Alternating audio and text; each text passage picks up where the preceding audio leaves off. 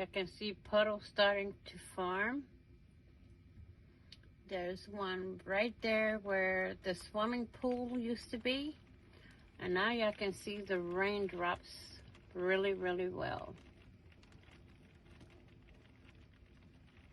And it is coming down out there. That means for me to stay home and work on my room. Here's the weather for us today. It is rainy, gloomy, and high winds. Y'all can't see the rain, but it's raining.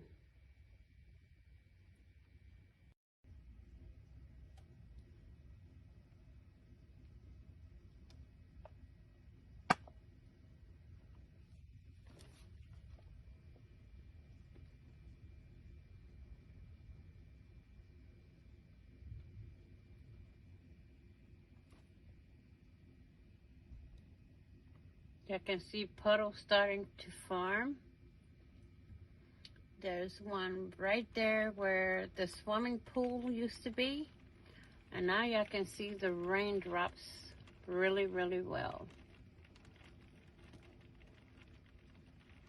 And it is coming down out there.